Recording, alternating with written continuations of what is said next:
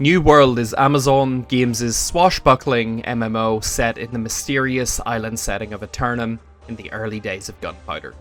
Players will colonize the island and battle both one another and a mysterious force called the Corruption. The game looks awesome, and from all the preview footage that's came out, I'm personally really excited to hop in. New World's beta is coming on the 20th of July, and is going to be the meatiest introduction that most of us will have had to the game so far. There was a fairly open playtest of the game last year that I had some opportunity to play, but that was with a much earlier build of the game, and there's been lots of iteration on the combat mechanics and overall game systems since then. There's also been a closed alpha that concluded recently, but alpha testers have been under non-disclosure agreement, so they haven't been able to talk too much about their experiences so far. Either way, this video is a short list of 9 things that I think you should know from a gameplay perspective before hopping into the world of Aeternum July 20th. I'm gonna hopefully be able to capture some of my own footage of the game and make some more videos before full release, so this is more of a basic facts video if you don't know too much about the game and want to know more. But please like and subscribe if you want to hear more of my thoughts on the game as time goes on, or come find me at twitch.tv/HawkmoonHero, where I'm hopefully going to be streaming the game once the beta launches and beyond. Diving straight in at number 1 though, the beta is only 2 weeks long. New World's final closed beta will launch on the 20th of July and last until the 2nd of August, per the game's website. This means that the beta will not last until the full release on the 31st of August, something that myself, and I presume a lot of other people, thought to be the case. Instead, the game's beta closes on the 2nd of August, and the game's servers will then become unavailable until full release, giving players roughly 2 weeks to try the game out. Number 2, progress will not carry beta to full release. Following on from the fact that there's a month-long gap between the end of the beta and the full release of the game, it's also worth knowing progress you make in the beta will not carry on into the full release.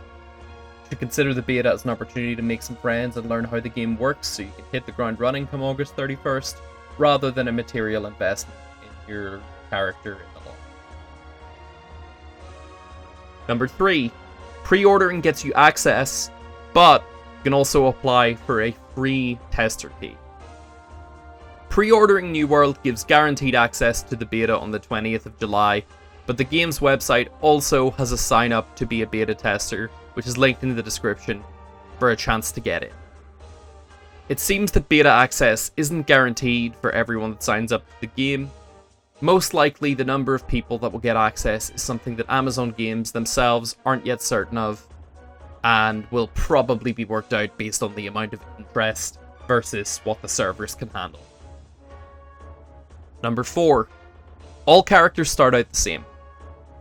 While a lot of MMOs and similar games like World of Warcraft and Destiny have you choose a particular type of character with specific abilities early on, New World uses a system of experience gaining and weapon mastery to let you specialize your character over time through crafting, loot gain, and leveling up with experience. This essentially means that whatever role you want to eventually have in New World, you're going to start the game the same way. Number 5, traditional MMO roles exist in New World. Even though players start out the game the same way, you develop your character along a path based on the weapons and skills that you want to develop. Tank, DPS, and Healer roles are important for endgame PvE content in New World, like expeditions, and for the game's PvP battles. You grow into these roles gradually over time though, rather than picking them from the outset. This might also indicate that switching will be possible, or characters will be flexible, but that's hard to know without some more hands-on time on the game, and a deeper understanding of the game's skills and upgrade systems. Number 6, starter quests will help you a lot. It can be really tempting to skip starter quests in a new game and get straight into the later stuff, but New World starter quests are actually very helpful. They introduce you to the game's systems and help you get some XP at a steady pace, while also learning how to use the abilities that you're gradually getting at. They're also going to give you access to a range of weapons and gear, and the game's town quests must be completed before you can join a faction. You may as well do the tutorial quests, even if they're a bit time consuming, because they're helpful and basically essential if you want to unlock the really cool stuff. Keeping in mind that progress doesn't carry over from beta to full release, my priority is going to be to take it slow with these tutorials, learn as much as I can, so I can really get into it whenever it comes. August 31st. Number 7. Companies and factions matter, like, a lot. Much like some other MMOs looking at New World of Warcraft, New World is going to feature conflict between player-composed factions, the fuel to the game's overarching narrative. New World's also going to have companies, which are the game's take on guilds or clans. More so than some other games, these systems are going to have a major impact on how you progress in the endgame.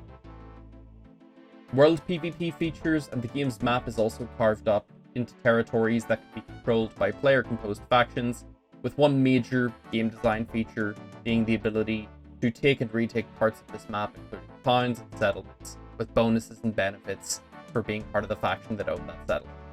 Player governors can even set tax rates in the game for those areas, indicating that there will be significant ramifications for being the right company, pun fully intended, if you play New World. Number 8. PvP is a major focus of the game. New World has a huge number of PvP systems that are designed to be significant, as well as the faction wars that I've just described. The game also has the instant PvP mode called Outpost Rush, which is somewhat similar to World of Warcraft's Battlegrounds. This consists of 20 versus 20 PvPvE battles that involve collecting resources, summoning and defeating PvE bosses, capturing and upgrading outposts, and attacking and defending these outposts against opposing players. First team to 1,000 points, which are made up from doing different objectives, wins.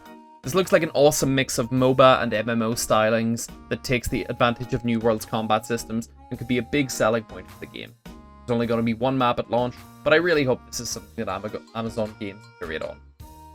And finally, number 9, microtransactions exist, but they're just cosmetic for now. The game's going to have a cash shop that allows players to pay real money for items.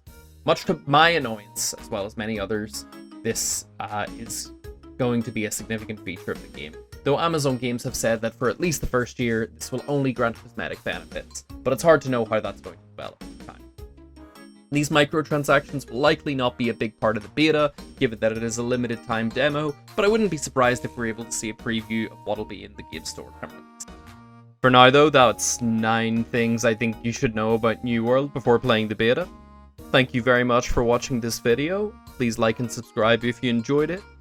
I've been Hawkmoon Hero. Peace out.